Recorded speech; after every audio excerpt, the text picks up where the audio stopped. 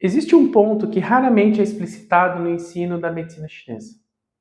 Nós tentamos transmitir um sistema de pensamento correlativo utilizando uma estrutura pedagógica analítica. E isso produz uma distorção inevitável. A medicina chinesa clássica não nasceu em um ambiente de fragmentação conceitual. Ela nasceu em uma cultura cujo modelo cognitivo operava por correlação, analogia estruturada e ressonância entre níveis. Quando lemos o Huang Neijing, o que impressiona não é apenas o conteúdo médico, é a arquitetura do pensamento. Clima e órgão, estação e emoção, sabor e tecido, direção e movimento, céu, terra e homem. Não são associações poéticas, são operadores epistemológicos. O conhecimento é construído por rede, não por compartimento. Mas o que aconteceu quando esse sistema foi transplantado para o Ocidente? Ele foi traduzido sob a lógica dominante da modernidade: análise, categorização e separação funcional. E isso altera profundamente a clínica. Porque quando você ensina pulso fino significa deficiência de sangue, você cria uma equivalência categorial. Mas o pensamento clássico não operava por equivalência estática, operava por configuração dinâmica. Pulso fino não é uma etiqueta, é uma manifestação que ganha sentido apenas dentro de um campo relacional mais amplo. Quando isolamos qualidades de pulso e as transformamos em definições fixas, estamos aplicando um modelo ontológico diferente.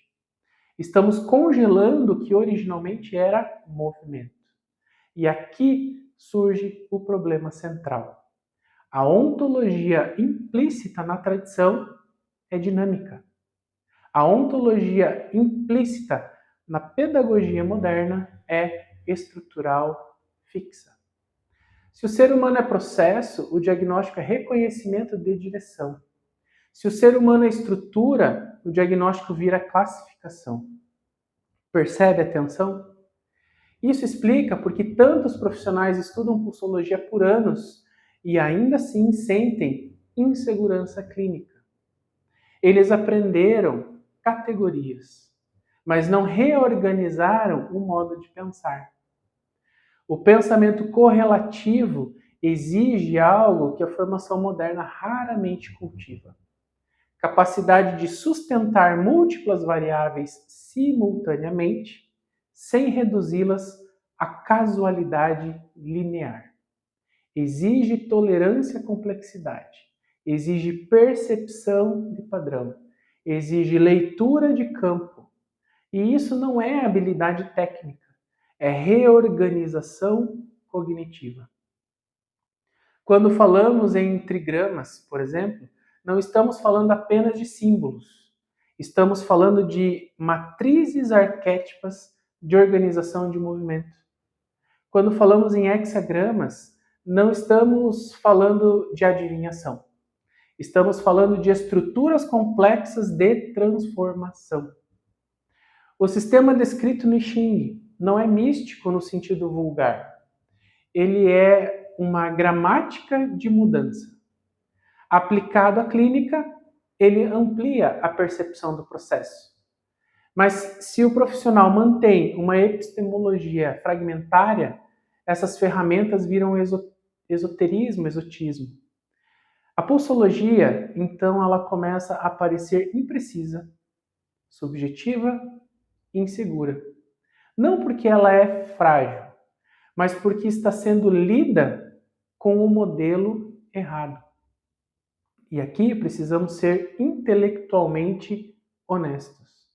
O problema não é a falta de prática de pulso. O problema é incompatibilidade entre modelos de conhecimento.